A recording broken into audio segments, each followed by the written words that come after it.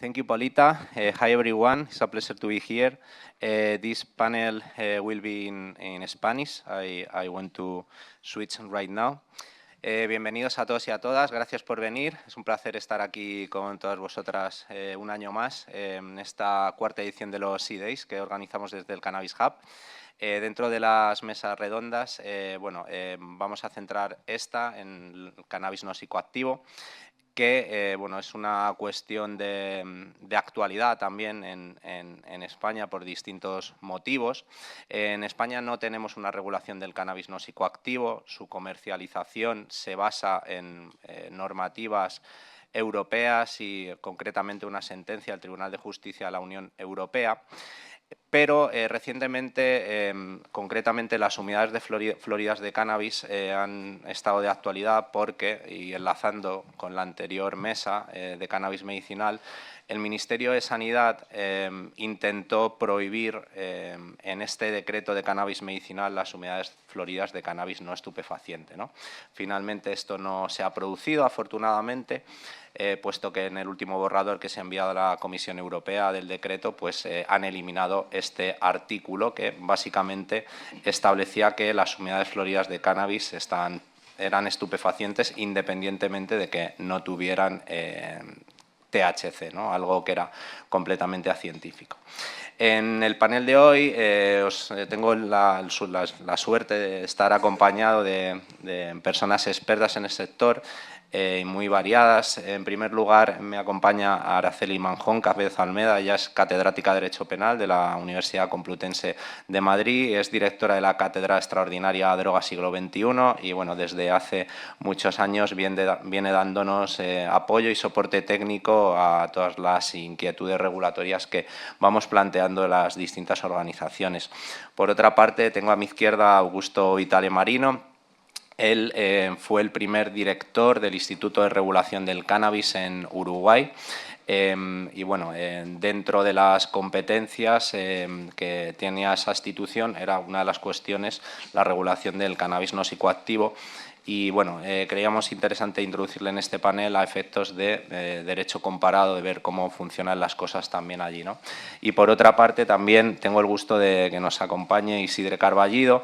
Él es CEO de Canactiva, una empresa también que forma parte del Cannabis Hub y creo que la empresa que más facturación tiene y más volumen de negocio tiene en todo el Estado relativo al cannabis no psicoactivo, ¿no? Y bueno, para empezar, voy a empezar contigo, Araceli.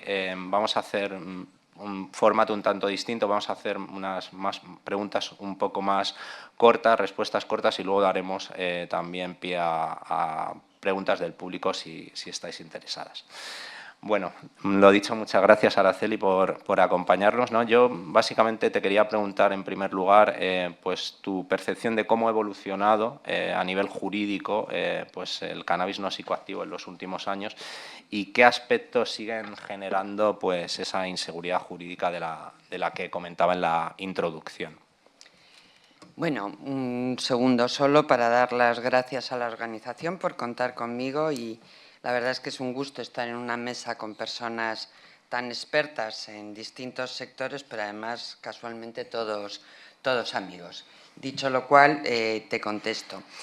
Vamos a ver, la evolución de aspectos jurídicos en España de cannabis no psicoactivo es una evolución muy cortita, porque verdaderamente la cuestión surge ligada a un desarrollo y a una aparición de determinados productos en el mercado que lo llenan prácticamente, es decir, hay un interés comercial tanto en colocar esos productos como en utilizarlos y consumirlos.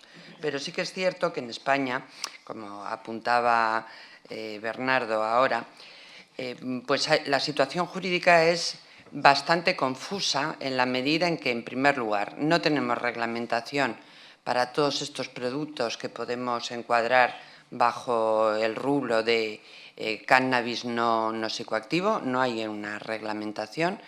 Eso, lejos de beneficiar, perjudica enormemente, porque tratándose no solo de ciertas sustancias, sino en general de todo, la falta de reglamentación siempre es la peor de las situaciones. Eso no quiere decir que luego todas las reglamentaciones sean buenas. Hay reglamentaciones buenas y reglamentaciones malas, ¿no? Pero la falta de reglamentación, por definición, nunca es buena. Por lo tanto, la situación es muy dudosa en España. Hay operadores jurídicos que hacen una interpretación y otros que hacen otra. Eso conduce a una gran inseguridad jurídica y eso permite que haya algunos operadores o algunas agencias dentro del país que hayan considerado que a un producto que no está fiscalizado en las convenciones de Naciones Unidas y que no está prohibido en la decisión marco de drogas de la Unión Europea, sin embargo, se les aplique un régimen de fiscalización. Entonces, la situación es bastante compleja en ese sentido. Gracias, Araceli. Y a colación de esta complejidad, Isi, te quería preguntar al respecto de cuáles han sido los principales obstáculos operativos y sobre todo legales que te has enfrentado como empresario en la comercialización de cannabis no psicoactivo. Gracias, Bernardo. Bueno, en primer lugar, muchas gracias al Cannabis Hub por la invitación y por la organización del evento. Felicidades. Y bueno, respecto a la pregunta de lo que son los obstáculos más, digamos, más relevantes, porque hay muchos, digamos que al ser una actividad que, como ha dicho Araceli, no tiene un marco regulatorio claro, se nos suele confundir con cannabis recreativo o cannabis psicoactivo, que en ese sentido, digamos que hay un tanto más de complejidad, lo cual pues, es comprensible que hayan un poco más de trabas a la hora de establecerse como empresa y operar como una empresa normal y corriente, pero en nuestro caso, al ser cannabis no psicoactivo, debería poder ser un poco más flexible a la hora de, por ejemplo, solicitar un TPV para facturar en tu tienda física o, por ejemplo, pedir una pasarela de pago para comprar por una tienda online, ¿no? Y en ese sentido, pues los bancos, por ejemplo, nos impiden o no les gustan este tipo de negocios para ofrecernos sus servicios. Tal vez el obstáculo más grande que nos encontramos es a la hora de la operativa logística diaria. En tiendas como, por ejemplo, la nuestra, que hacemos pedidos online o que también tenemos tiendas físicas, pues muchas veces las autoridades, policía, pueden interceptar paquetes que se están enviando a clientes finales o incluso intervenir en tiendas físicas pensando o interpretando que estos productos que nosotros vendemos están fiscalizados y que son productos que son estupefacientes o que, bueno, que son cannabis en su definición más estricta dentro de los marcos regulatorios internacionales, que sería pues, eso, un estupefaciente, un narcótico, y que esto pues, lo que conlleva es abrir un procedimiento penal, cosa que duele mucho.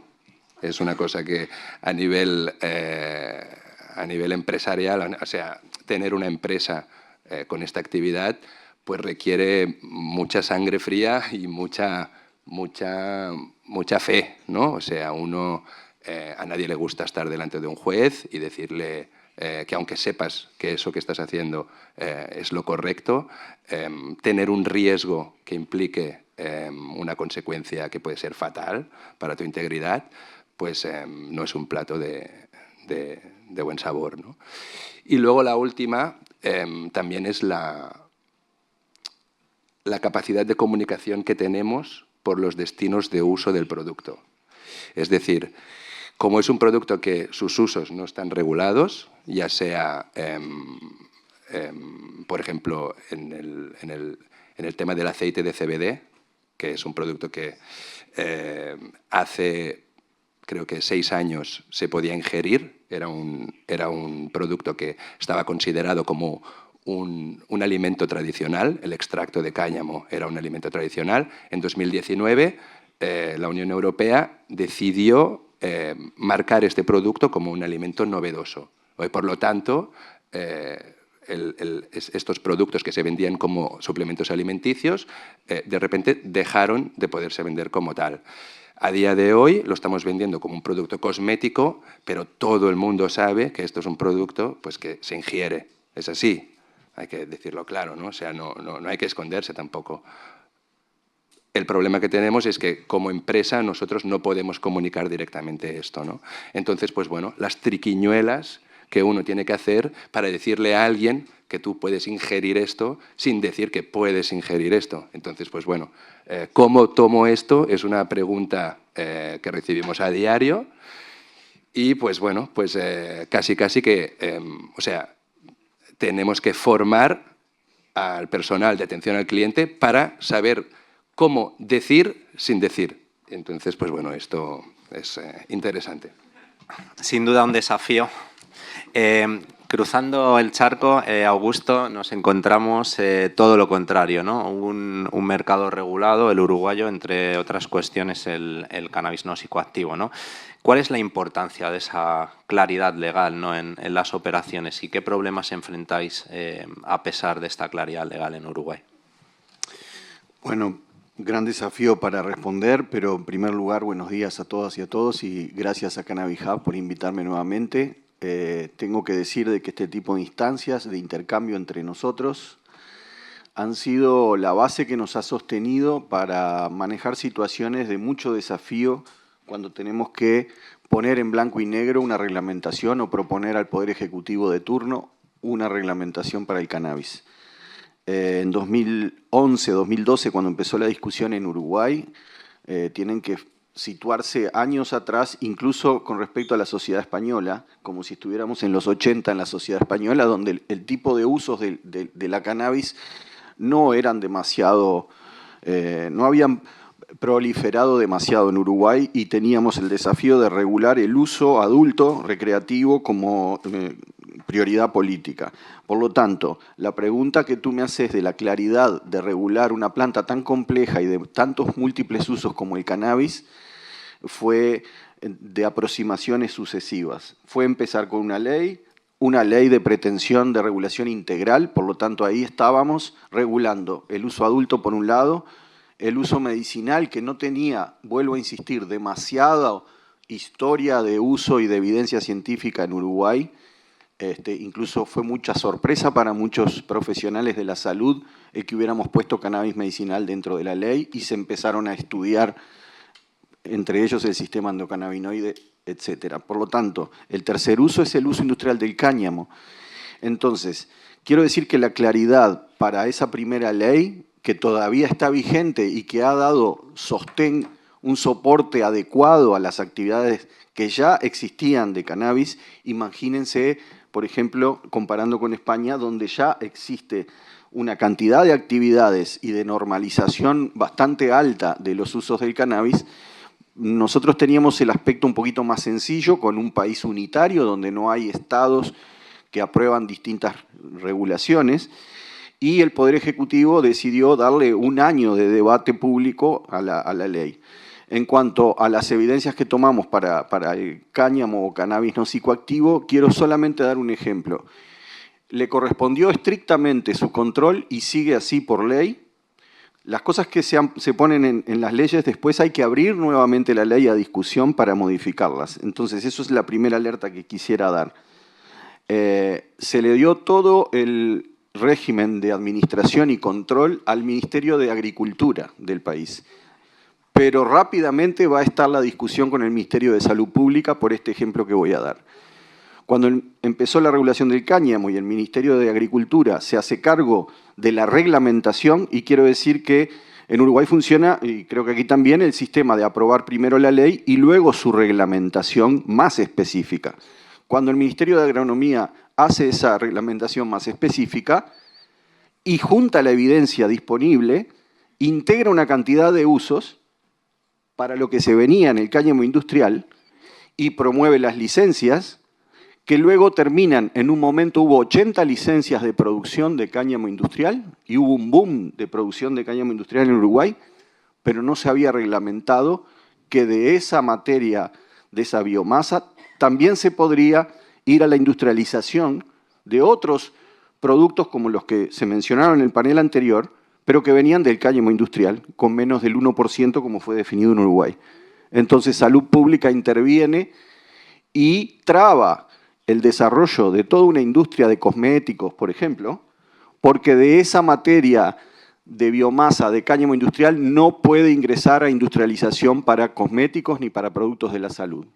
Ahí tenemos una no inteligencia en la regulación y también un exceso de competencias, como creo que claramente estaba comentando aquí Araceli, de parte de Salud Pública, que no entiende de que puede haber una industrialización del cáñamo como alimento, que se discutirá si sale adelante o no, pero también en los cosméticos. Y solo se redujo la industria del cáñamo en Uruguay a la exportación de la flor para el uso adulto en Suiza, y dependiendo de un solo mercado. Entonces, como las reglamentaciones no amparan los usos más variados del cáñamo, hoy todavía ustedes pueden leer el cartel del Ministerio de Agricultura donde señalaba los distintos usos del cáñamo, de los cuales después solamente se redujo a uno solo. Bueno, veo que entonces todavía existen esas desincronías, ¿no?, con las regulaciones que también lastran la posibilidad de exportación, ¿no?, o te hace depender de un único país con todo lo que ello conlleva, ¿no? Volviendo a la cuestión que planteé inicialmente, de que no tenemos una regulación en España, tampoco en muchos países o en la mayoría de los países de la Unión Europea, ¿no? Te quería preguntar, Araceli, con el papel que juega el criterio del Tribunal de Justicia de la Unión Europea en la protección del comercio, ¿no?, de la libre circulación de las mercancías y concretamente en el cannabis no psicoactivo. Bueno, vamos a ver, la sentencia de 2020 del Tribunal de Justicia de la Unión Europea es una sentencia muy importante porque no resuelve un caso concreto, es decir, no decide qué suerte tienen que correr estos ciudadanos franceses que habían traído determinados productos de otro país de la Unión Europea, sino que lo que resuelve es cómo debe interpretarse el derecho de la Unión Europea. Esto hace que los efectos de esta sentencia sean efectos que se multiplican, porque, insisto, no se resuelve un caso concreto, que entonces ahí se agotaría toda la doctrina de la sentencia, sino que se dice cómo se interpreta el derecho de la Unión Europea. En el caso concreto, lo que se planteaba es si la prohibición de importar determinados vapeadores con CBD en Francia, si esa prohibición infringía o no infringía la libertad de circulación de mercancías en el contexto de la Unión Europea.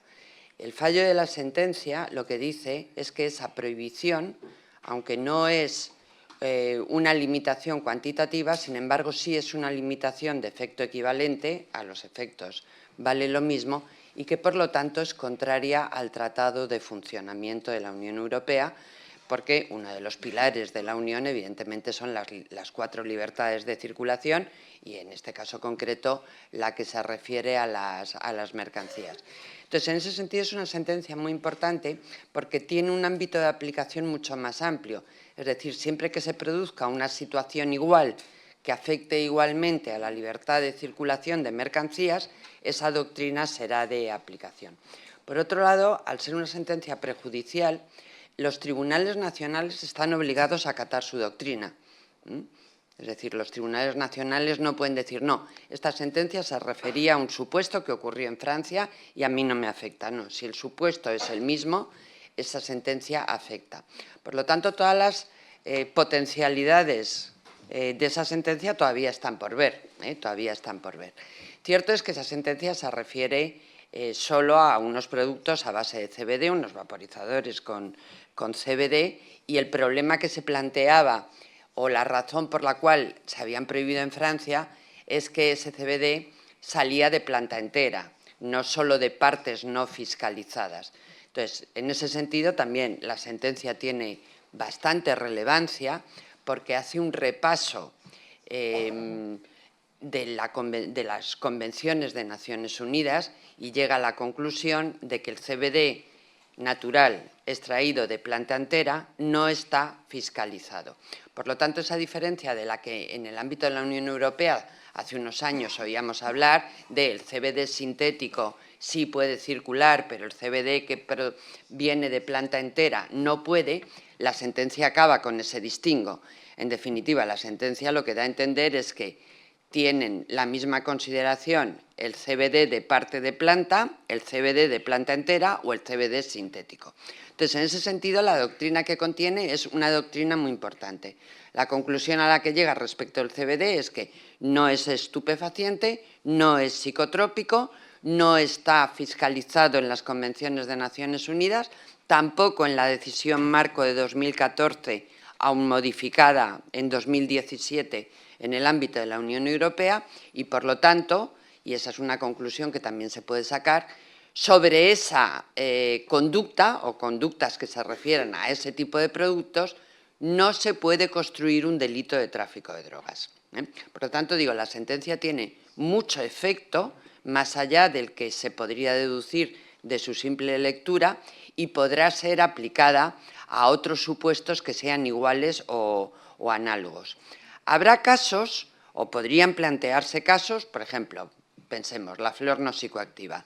Evidentemente no está en esa sentencia la flor no psicoactiva, pero la doctrina que sí está en la sentencia se podría aplicar por analogía a la flor no psicoactiva. Con todo, teniendo en cuenta lo firme que es todo el desarrollo y toda la interpretación que hay en esa sentencia respecto del CBD, se podría aventurar que si el mismo supuesto se plantease con flores no psicoactivas, se llegaría a la misma conclusión por los razonamientos generales que tiene la sentencia. Por eso digo que es una sentencia muy importante, pero que sobre todo que todavía se la puede exprimir mucho, es decir, todavía puede haber muchos casos que se puedan resolver en base a esa sentencia. Sí, desde luego es interesante porque la realidad es que el día a día de los juzgados, cuando los abogados argumentamos y alegamos esta sentencia, pues la mayoría de las veces es basándonos en flores no psicoactivas, ¿no? Y al final los tribunales pues entienden, ¿no?, que si solo un extracto está fiscalizado, si tiene el principio activo fiscalizado, al igualmente solo una sumida florida se podría considerar fiscalizada si tiene el principio activo fiscalizado. Pero qué difícil, ¿no?, basar una actividad empresarial easy, escalar un proyecto basándonos en algo tan etéreo como una sentencia, ¿no? ¿Cómo afrontáis esas dificultades en la inversión, en el desarrollo, escalar el proyecto? A ver, es que es eso, ¿no? O sea, al final, como lo he dicho antes, ¿no? Uno tiene que tener fe y confiar en que lo que se está haciendo es correcto y que no hay un riesgo real. Aún y así, sí que lo hay. Y eso pues no es una excusa, pero es muy bloqueante mentalmente a la hora de tomar decisiones, ¿no?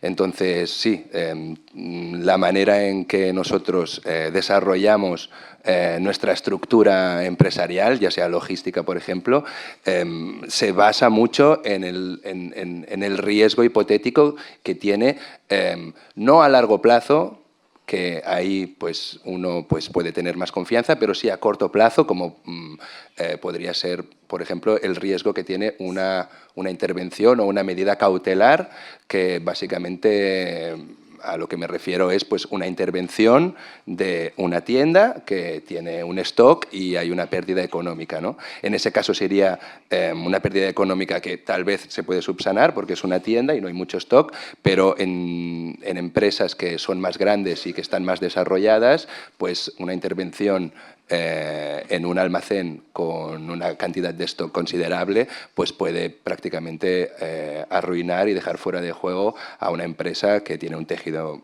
digamos, de empleados grande y que pues, podría hacer mucho daño, ¿no? Entonces, pues bueno, a nivel estructural nosotros organizamos la operativa de una forma que se podría considerar prácticamente de ninja, ¿no? Al final tenemos un almacén aquí, tenemos un sitio donde enviamos los pedidos aquí, unas oficinas aquí. Al final tienes que hacerlo así porque bueno, pues, ya han habido casos. En Alemania, por ejemplo, una empresa pues, bueno, pues, le intervinieron 4 veces en el mismo sitio.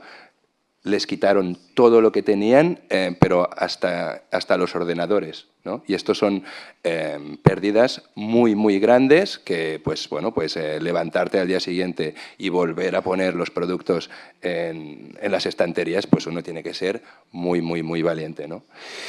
Y luego, pues, también afecta mucho esto a nivel de planificación, ¿no? Porque al final no es lo mismo ser una tienda pequeña que solo tiene que comprar unos productos y reponerlos cuando se te terminan, que ser una tienda grande que tienes un stock muy considerable, ¿no? Y tú al final no estás comprando 1 kilo, ¿no? O sea, estás planificando el año pues, para poder distribuir cantidades grandes de producto, que esto, pues claro, tanto si lo produces tú mismo en tus propios cultivos o si tienes que subcontratar otros cultivos, pues claro, uno quisiera poder subcontratar o prever esa demanda de una forma más sólida para poder tener unos mejores costes, que esto luego te pueda ayudar a desarrollar otros, expandir canales de venta, tener más clientes, cosa que se nos hace muy difícil dado pues esto, ¿no? Pues la inseguridad jurídica que tiene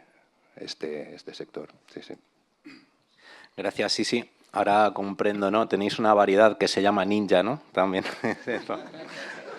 Es por eso. Bueno, una de las cuestiones más discutidas es la que respecta cuál es el límite, ¿no? de un producto estupefaciente o no, ¿no? Hay un mito de que es 0,3 en Europa, cuando realmente no hay un límite establecido y Naciones Unidas da herramientas para decretar y qué es y no cannabis estupefaciente, ¿no? Pero me parece interesante lo que has comentado antes, Augusto, de esa limitación del 0,99. ¿En qué os basasteis para establecer ese límite? Que sería un límite pues, que nos vendría muy bien aquí establecer en la Unión Europea.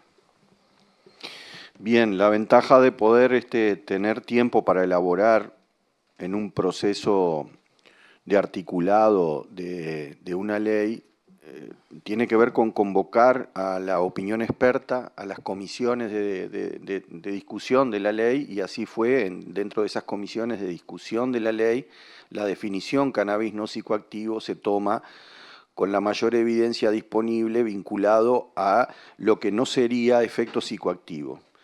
Por lo tanto, tendríamos una serie de evidencias que nos trajeron a la mesa de la reglamentación en Uruguay, distintos expertos, incluyendo Sociedad de Psiquiatría, que participó del debate de la ley, sobre la cual había bastante acuerdo de que hasta el 1% y no el 0,5% que ya estaba siendo utilizado en otras regiones del mundo, nosotros tensamos lo máximo posible esa evidencia para poder, con fundamento y atendiendo a la no psicoactividad propiamente. Otra discusión es el efecto farmacológico del CBD en el sistema biológico humano. Esa es otra discusión y reconozco que no fue la que se tomó en su momento. Se tomó el criterio de la no psicoactividad puro y duro y que la evidencia dice que hasta el 1% no hay dicho efecto. Gracias, Augusto.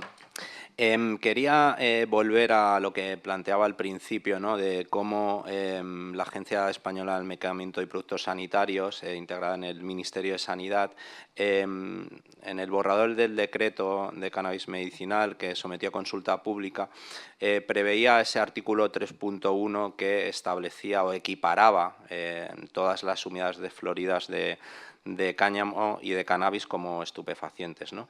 Te quería preguntar, Araceli, que a pesar de esta no regulación y afortunadamente con esta sentencia del TJUE, ¿Qué implicaciones ha tenido la eliminación de ese artículo 3.1? También quería preguntarte tu opinión sobre el motivo o cómo pudieron integrar esa, permíteme la expresión, aberración jurídica en este Real Decreto y bueno, ¿qué supone el que no esté ese 3.1? Bueno, casi empiezo por lo último, por lo de la aberración jurídica, porque efectivamente es hay un error y una aberración en ese párrafo que afortunadamente parece ser que ha desaparecido. El error está en que un decreto que regula el cannabis medicinal no tiene por qué pronunciarse sobre ningún otro producto que no sea cannabis medicinal. Es decir, esto es un principio básico en derecho que se llama el principio de competencia, ¿eh? Por lo tanto, igual que no puede elevar el límite de velocidad en carretera, no puede pronunciarse sobre el régimen jurídico de productos que no son cannabis medicinal. Este era el primer error. Pero luego viene la aberración. La aberración, ¿por qué? Pues porque, lo voy a leer literalmente, porque además la dicción es muy intensa, dice el cannabis, independientemente de su contenido en cannabinoides, se considera un estupefaciente. Es decir, que da igual a la hora de clasificar una sustancia como estupefaciente que tenga estupefaciente o que no lo tenga, porque dice independientemente. Claro, esto es una aberración. Si una sustancia es estupefaciente es porque contiene algo que produce efectos estupefacientes, ¿eh? Por lo tanto, esta afirmación es aberrante. Además, es contraria a lo que se deduce de las convenciones de Naciones Unidas. Las convenciones de Naciones Unidas, sobre todo la del 61, si se leen con un poco de inteligencia, nos llevan a una conclusión que es importante si se vinculan 3 artículos en concreto, y es que hay plantas de cannabis que son psicoactivas y que están sometidas a fiscalización, y plantas o partes de plantas que no son psicoactivas y que no están sometidas a fiscalización. Es decir, eso de que la Convención del 61 fiscaliza y prohíbe todas las plantas de cannabis y en todas sus partes, eso no es cierto, eso es incorrecto. Entonces, claro, esa declaración de que el cannabis, independientemente de sus principios, es estupefaciente siempre, es una aberración. Pero además, como os decía antes, no tenía por qué estar ahí. Si tú quieres hacer una regulación de un producto que no es cannabis medicinal, evidentemente, que es lo que regula el decreto, la tienes que hacer fuera. Es decir, te tienes que ir a modificar la ley del estupefaciente. Pero naturalmente eso no lo habían hecho. ¿Por qué lo introducen? Bueno, lo que se nos dijo oficialmente, oficialmente o por boca de quien estaba autorizado para hablarlo, es que este había sido el consejo de la JIFE. Bueno, podrá ser el consejo de la JIFE, no lo dudo, además hasta me lo puedo creer, pero claro, volvemos otra vez a la idea de la competencia. Es que la JIFE no es competente para establecer fiscalizaciones a distancia, ni muchísimo menos. La JIFE es el guardián de los tratados, pero dentro de Naciones Unidas hay otros organismos, como son la Comisión de Estupefacientes y, tratándose de cannabis medicinal, la Organización Mundial de la Salud, que son quienes tienen la capacidad de pronunciarse sobre estas materias. Y se pronuncian a través de los tratados y de la interpretación de los tratados. No a que un tío de la JIFE te llame y te diga, oye, que lo metáis todo, ¿no? Entonces, bueno, por eso digo que no solo es un error, sino que es una aberración. Las consecuencias de eso, con el decreto en la mano, aunque luego efectivamente es más que probable que los jueces hubiesen corregido esa aberración, pero claro, lo corrigen cuando ya te han incautado, por ejemplo, o cuando ya te han llevado a declarar al cliente que lo pidió por internet, ¿no? Probablemente lo hubiesen evitado, pero después de que se produjesen esas consecuencias. Pero con la literalidad de ese artículo 3.1, afortunadamente eliminado, resulta que todo lo que no fuese cannabis medicinal era cannabis fiscalizado y, por lo tanto, objeto de delito de tráfico de drogas. Esa era la simplificación a la que se llegaba. O es medicinal o todo lo demás, tenga o no tenga THC, es un estupefaciente y, por lo tanto, su manejo, su trasiego, su compra, su venta, tal, constituye un delito de tráfico de drogas. Insisto, esa aberración probablemente hubiese sido corregida por los jueces, ¿eh? Pero es que no hay por qué llegar a que después de que te hayan incautado, te hayan detenido y te hayan dado el disgusto, 8 meses después el juez diga, no, esto es una barbaridad, ¿no? Entonces, bueno, afortunadamente eso se ha eliminado, pero es que era una salvajada, era una aberración. Era decir, estamos aplicando un régimen de fiscalización a algo que no es un estupefaciente. ¿Por qué? Pues porque sí, ¿no? Entonces, bueno, yo creo que está bien que se haya eliminado y esto deja, digamos, el tablón de juego otra vez abierto, ¿vale? Entonces, todos esos productos que son de cannabis no psicoactivo, derivados de cannabis no psicoactivo, necesitan ser regulados. Es decir, que volvemos un poco al status quo anterior. Volviendo a la casilla de salida. Pero el problema además es que a pesar de que la agencia haya eliminado este artículo, la práctica, los fiscales muchas veces o la policía en la mayoría de las ocasiones tienen instrucciones en ese mismo sentido que no han variado, ¿no? Siguen parando paquetes en aduanas, siguen multando a personas en la calle por portar cannabis no estupefaciente, ¿no? Entonces, bueno, seguimos en ese contexto. Yo te quería preguntar ahora, Isi, ¿cómo comparas la situación de un empresario del Estado, del cannabis no psicoactivo, con otro empresario de otro país europeo que tenga unas legislaciones o unas interpretaciones legales más favorables, ¿no? ¿Cuál sería el mejor país para operar? ¿Cuál es el peor? ¿Cómo ves en perspectiva todo esto? Vale, gracias. A ver, ahora mismo creo que el mejor país para operar en el sector del CBD, productos de CBD en general, es Francia. Este país, bueno, pues me parece que a finales de 2021 hizo un decreto que permitía el cultivo de cáñamo para la extracción de CBD y explícitamente incluía el aprovechamiento de todas las partes de la planta, incluida la flor. En este momento se dijo que este producto era solamente para la extracción y que no podía ser puesta a cliente final. Este decreto fue recurrido en esta parte concreta y se suspendió, lo cual dejó a Francia, digamos, en un punto muy dulce, a pesar de seguir estando no regulado el destino de uso, simplemente es para extracción, cuando en realidad hay otros destinos de uso que están implícitos en la venta de estos productos, pero digamos que ahí la seguridad jurídica que hay es de las más favorables, a pesar de que el nivel de THC sigue no siendo realista en productos finales, porque las flores de cáñamo muy posiblemente van a dar más de 0,3% de THC. Entonces, tiene sus desventajas, pero digamos que desde mi punto de vista es el mejor país. Otros países también que son muy buenos son Italia, son República Checa, a pesar de que en República Checa en enero hubo una noticia que es un poco extraña, que es que se va a implementar la ley de psicomoduladores y esto va a cambiar un poco, nos va a afectar un poco en nuestro sector.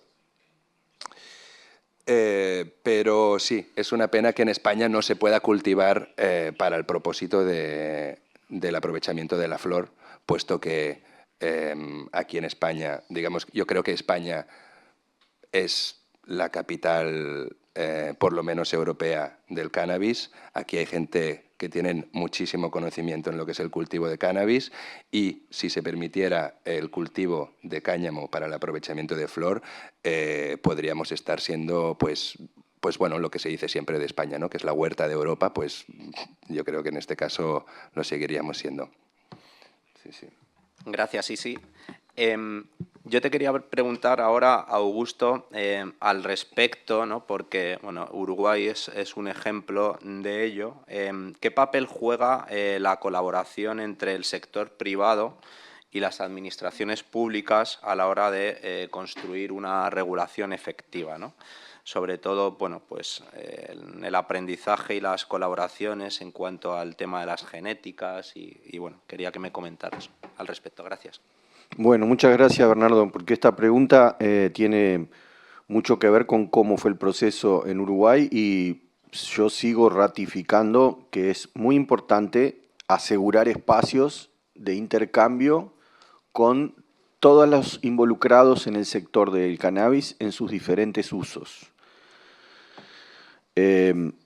Como tuvimos la ventaja de tener un año de discusión de la ley en el Parlamento, pudimos conocer no solo a los actores vinculados al cannabis en Uruguay, sino fundamentalmente desde otros lugares y en especial en España encontramos con esta historia de cultivo, de manejo de la planta y de sus productos, encontramos las genéticas que eran importantes para empezar el sistema regulado en Uruguay, encontramos el asesoramiento para lo que podría ser el tipo de cultivo adecuado a las condiciones climáticas y geográficas de nuestro país.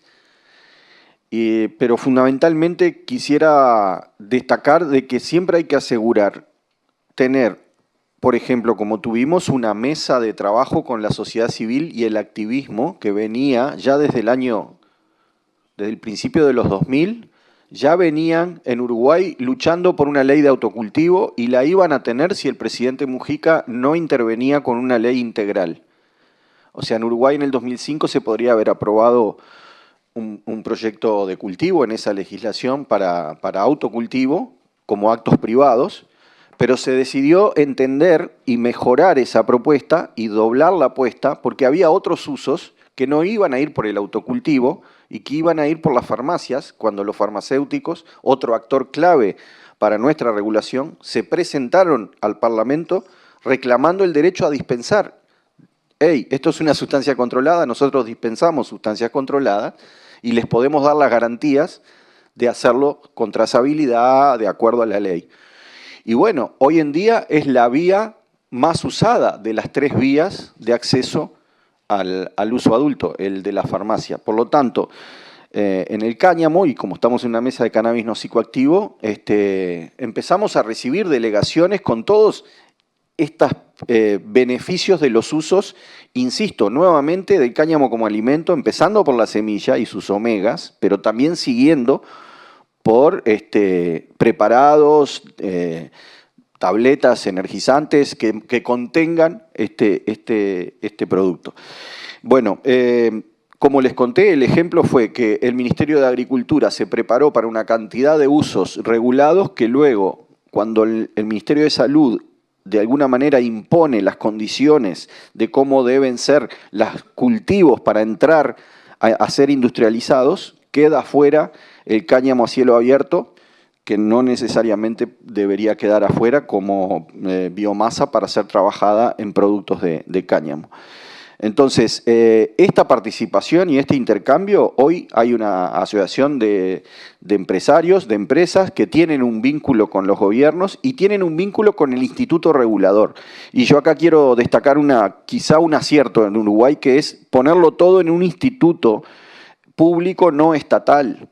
Y ya no es el gobierno el que está dando licencias y conversando directamente con los involucrados. Yo fui integrante, el primer presidente de una junta directiva que éramos representantes de organismos públicos, pero esta institución tiene un consejo honorario asesor integrado por los privados, por la sociedad civil y por los usuarios. Paradójicamente ha sido difícil convocar a ese consejo porque la inercia es de resolverlo todo entre el gobierno y las autoridades de ese instituto. Pero me fui convocando a ese consejo. Gracias, Augusto. Vamos a hacer las últimas 3 preguntas y luego daremos paso por si quiere hacer alguien alguna intervención. Bueno, pues visto todo este caos, ¿no?, que tenemos en España, en parte de la Unión Europea, yo te quería preguntar, Araceli, ¿cuáles serían los siguientes pasos que deberían tomar las administraciones públicas para evitar estas ambigüedades normativas y este contexto, sobre todo con pues, las herramientas que ya disponemos? ¿Cómo podemos convencer a estas administraciones para pues que dejen de acosar, ¿no?, a los operadores del sector y a las personas usuarias en esta cuestión? Casi no es nada lo que me has preguntado. Vamos a ver, ambigüedades normativas en realidad no hay porque no hay normativa, ¿eh? Entonces, ¿qué es lo que ocurre?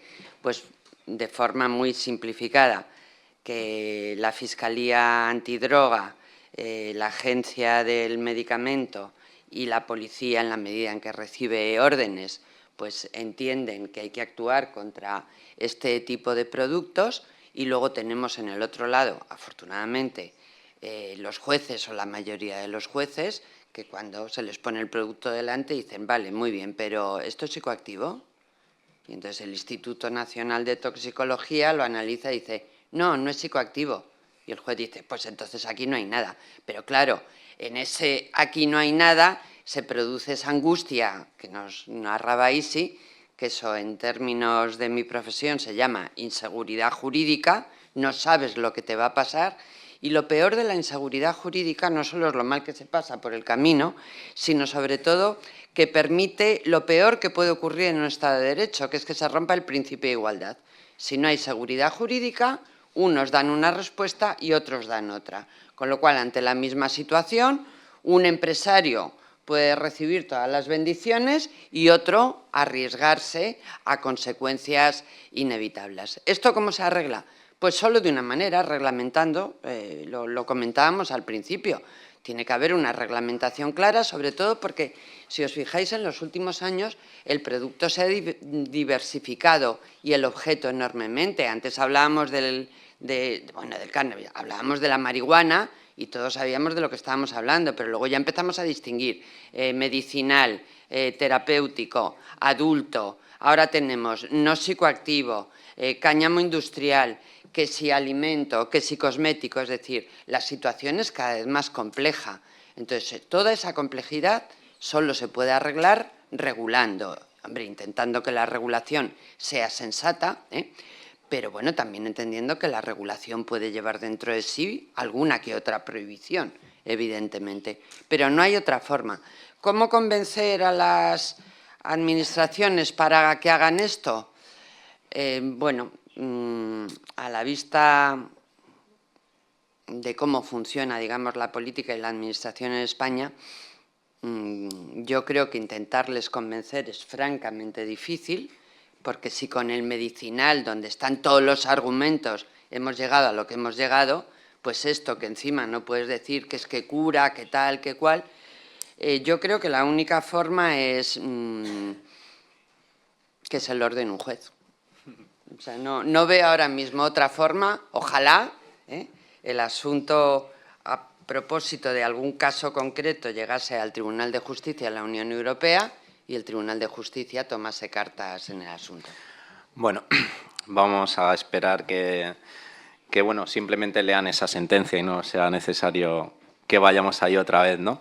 Desde el Cannabis Hub hemos estado generando discusión, hemos estado generando herramientas. De hecho, la pasada legislatura creamos una mesa de trabajo con distintos partidos políticos y lanzamos una iniciativa que hicieron suya 3 partidos sobre la regulación del cannabis no psicoactivo, una proposición no de ley, que además fue aprobada en la Comisión de Agricultura del Congreso de los Diputados y, sorpresivamente, porque no participaron en la discusión inicial, el Partido Socialista votó a favor, ¿no?, de esta regulación. Hay un poso en Extremadura, el Partido Socialista extremeño era bastante favorable. Se van dando contextos favorables para poder avanzar, ¿no? Por ejemplo, en una de las proposiciones de ley que se registraron también en la pasada legislatura sobre una regulación integral, también en una de ellas, en la que yo tuve la oportunidad de participar, también se regulaba el acceso, producción, transformación de cannabis no psicoactivo. Hay herramientas, ¿no? Y al respecto de estas herramientas, y creo que esto es una primicia, te quería preguntar, Isi, al respecto de qué estáis preparando para protegeros de todos estos ataques y también para aportar a esta discusión y a esta capacidad de convencer a las fuerzas políticas de una regulación del cannabis no psicoactivo. Vale, pues nosotros hace, me parece que un año o algo más, a raíz de uno de los eventos que organizaba el Cannabis Hub, un Sea Breakfast, donde estaba Araceli y otros compañeros haciendo ese Sea Breakfast, pues bueno, se planteaba cuál sería la solución o qué es lo que deberíamos hacer para que esto tirara para adelante, ¿no? Y bueno, pues Araceli comentaba pues que tendríamos que mirar un poco lo que se había hecho en Alemania, ¿no? Que era básicamente reunir expertos en la materia que pudieran, digamos, aportar su punto de vista en un formato de informe, por ejemplo, y esto poder utilizarlo para interlocutar con la Administración de forma que quien interlocuta no es, digamos, simplemente un empresario, sino que es gente que, digamos, tiene crédito político para que se nos escuche más, ¿no?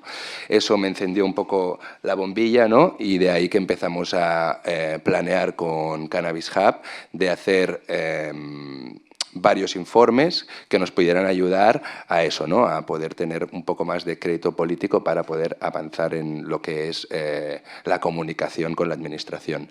A raíz de eso empezamos con uno de los primeros informes que pensábamos que era el más relevante, que era el informe jurídico legal sobre, digamos, la legitimación de lo que es nuestra actividad.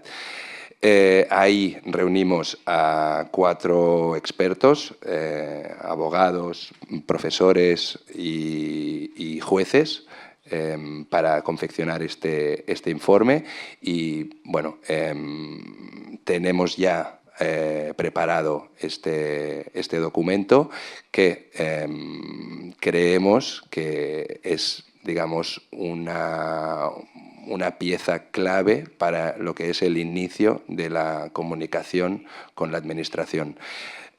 Con esto lo que anuncio es que en un mes, posiblemente 2 meses antes de verano, esperemos, vamos a presentar este informe, que es un informe muy potente, muy completo, en el que se va a invitar a gente de la Administración para presentarles de una forma sólida lo que es la problemática y, pues, alternativas o soluciones para poder regular el cannabis no psicoactivo.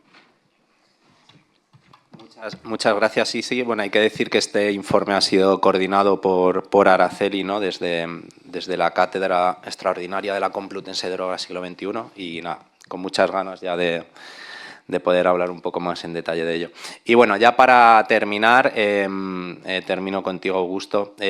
Quería preguntarte un poco sobre qué oportunidades existen entre Uruguay y Europa en cuanto a este sector del cannabis no psicoactivo y tras tu respuesta pues abriremos micro para quien quiera comentar algo o hacer alguna pregunta. Gracias. Bueno, un poco comentar de que ya esas oportunidades existen y las estamos aprovechando de ida y vuelta con algunos países de Europa, también con otros países, no de la Comunidad Europea o de Europa, pero que sí ya ha habido una experiencia, como les comenté, con Suiza y que nos permitió poder avanzar en lo que eran las operaciones de exportación. Yo lo que entiendo es que esta misma resolución de la Unión Europea, donde deja fuera de la fiscalización a lo que sería el cannabis no psicoactivo, que también habría que distinguirlo del cáñamo industrial. O sea, seguimos siempre como en nuestra marco normativo hay un cannabis no psicoactivo que ahora, que después que hubo problemas para poder aprovechar ese producto, debo decir de que se quemaron toneladas, lo estoy diciendo acá con los colegas y las colegas, con la pena que nos dio porque hubo que destruir producciones porque no podían encajar en los nichos de venta de esa biomasa. Y acá la reflexión que quiero hacer es que todavía nos necesitamos mutuamente porque ningún país en el cannabis avanza solo o de una manera definitiva con un marco normativo, porque después cuando quiere interactuar con otro país, hay otro marco normativo en ese otro país diferente. Y esa conciliación nos debe llevar a hacer un trabajo cada vez más unido, porque siempre lo nuestro es llevar propuestas. El status quo vinculado a la prohibición del cannabis hizo que siempre el juego sea que nosotros nos tenemos que mover con propuestas. Por lo tanto, no solo nos necesitamos por oportunidades comerciales, sino también para seguir ensanchando el aprovechamiento de esta planta y no la prohibición sobre ella de manera ilógica.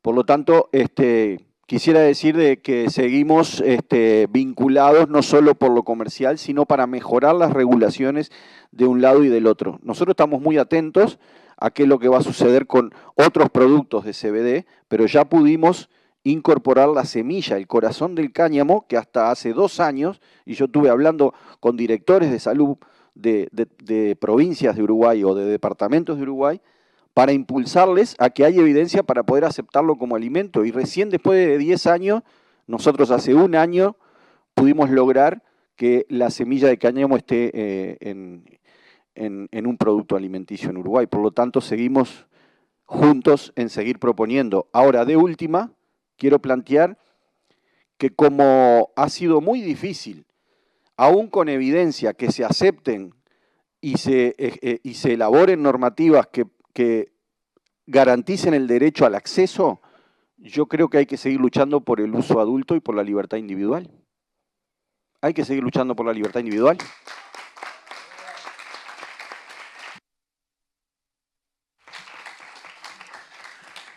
Totalmente, Augusto. Desde luego ese es el objetivo. Bueno, daros las gracias a todos y a todas por vuestra atención y ahora vamos a abrir turno de preguntas por si alguien quiere hacer alguna. Muchas gracias.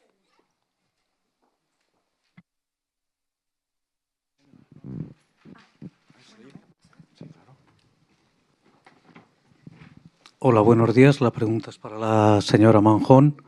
¿Qué papel puede jugar el Tribunal Supremo de cara a elaborar una doctrina que, aunque haya un vacío legal, fuera de obligado cumplimiento en todo el Estado español? Bueno, lo primero que tendría que llegar es algún asunto al Tribunal Supremo para que lo pudiese considerar. No es fácil que lleguen asuntos al Tribunal Supremo, el filtro es importante. Tendrían que llegar, podrían llegar en el caso de que además, aparte de tráfico de drogas, se sumase organización, porque si no, no llega al Tribunal Supremo. Entonces, no es fácil que vayamos a tener un pronunciamiento. Con todo, para que hubiese un pronunciamiento, lo normal es que previamente hubiese una condena en instancia. Y condenas en instancia por productos no psicoactivos no tenemos, ¿no? Bueno, hay algunas de cultivo más que de distribución. De cultivo sí hay alguna. Entonces, bueno. Bueno, todas las condenas que implican estupefacientes en España implican condenas de cárcel, ¿no? Otra cuestión es que finalmente pues, se suspenda esa entrada en prisión por los motivos que establece el Código Penal, ¿no? Pero podría ser una condena de cárcel. Hay gente en prisión por cultivar cannabis no psicoactivo, hay gente que ha entrado en prisión en fase de instrucción incluso por cultivar cannabis no psicoactivo. Por comercializaciones creo que conozco un caso, pero no más. A usted.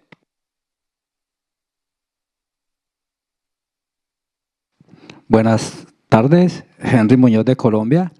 Muchas gracias por la intervención. Doctora Araceli, en Colombia en estos momentos tenemos un instituto que se llama el INVIMA. Es un organismo adscrito al Ministerio de Salud, quien es que controla las bebidas y los alimentos en Colombia. igualmente controla el tema de los medicamentos.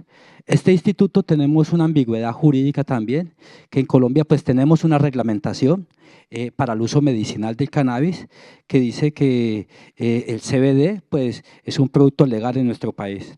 Esta institución del INVIMA dice que los productos de CBD, cuando se hace el análisis para ser otorgado ese permiso, deben tener CBD no detectable, escuchan la palabra.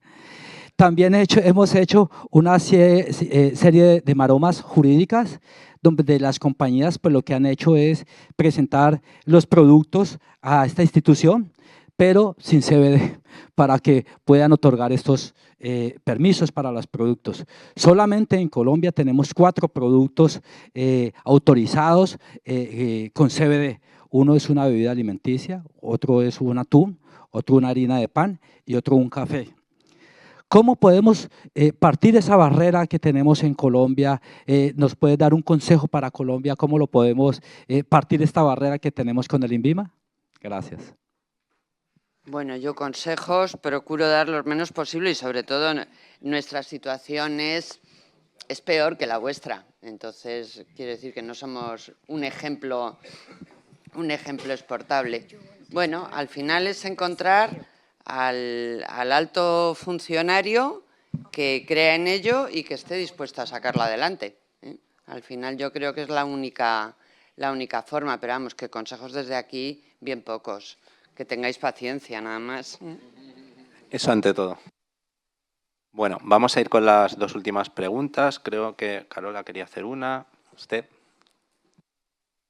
I'm Richard Eckhouse from the United States, and to move this forward I have a question do you know of a company that we can buy that is in the hemp business or separately a CPA practice, so a hemp business or CPA practice that is already making $5 million in EBITDA, at least, already in 2024. So, you know, do you know of a company that we can buy?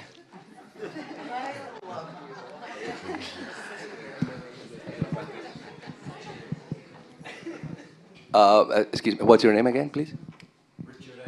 Richard Eckhouse. Okay, nice to meet you, Richard. We can speak about it later if you want. Yes.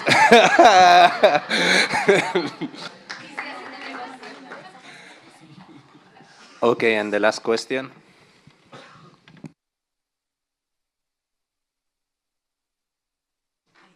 Mi pregunta es para Isi.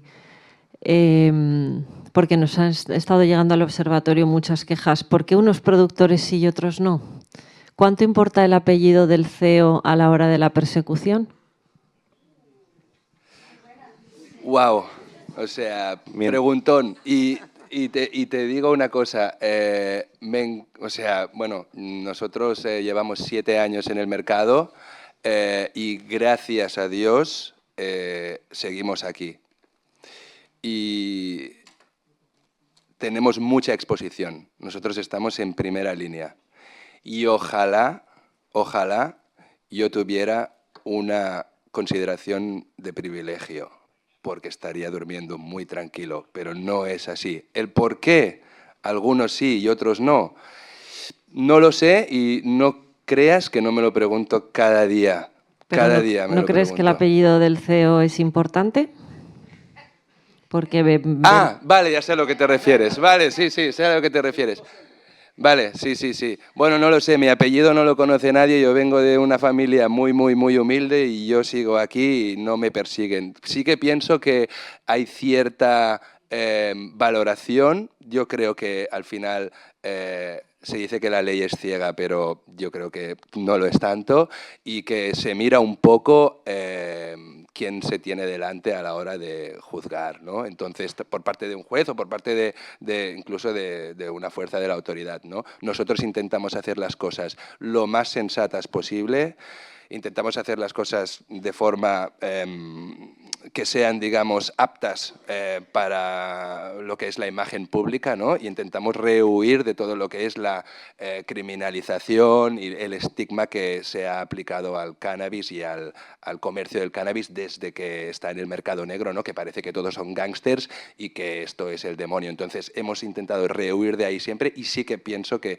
eso puede tener un cierto efecto de pantalla a la hora de intervenir más bruscamente o menos bruscamente. Igualmente hemos tenido muchas intervenciones nosotros, sí. ¿Y qué opinas del Cluscan? Que están haciendo afirmaciones como el CBD cura el Alzheimer para lograr sus objetivos públicamente. ¿Os hace daño? ¿Estáis de acuerdo? ¿Os unís? ¿No? Bueno, Cluscan es una asociación que no, digamos que está en fase embrionaria, ¿no? Entonces, bueno, falta desarrollar un poco lo que es este equipo de trabajo, ¿no? Y en lo que dices de algunas reivindicaciones que se hacen, pues obviamente en las asociaciones sectoriales que hay, no solamente en el cannabis, sino en otras asociaciones, siempre pasa eso, ¿no? Es decir, hay discrepancias. Al final, una asociación de cannabis, si no es de cannabis no psicoactivo específicamente, pues va a pasar eso, ¿no? Que habrán jugadores que están más centrados en lo recreativo, en lo medicinal o en lo no psicoactivo. Y hay siempre conflictos de intereses entre lo que es no psicoactivo y medicinal. Y obviamente, pues a veces en Cluscan se dicen cosas que yo pienso, pues esto está un poco a mi contra, ¿no? Digamos, pero bueno, es lo que hay. Hay que arrimar todos el hombro y, bueno, pues intentar encontrar un punto de consenso principal donde luego pues puede divergir en evolucionar a otras regulaciones. Muchísimas gracias a todos y a todas. Lo vamos a dejar aquí. Espero que sigáis disfrutando de la jornada. Gracias.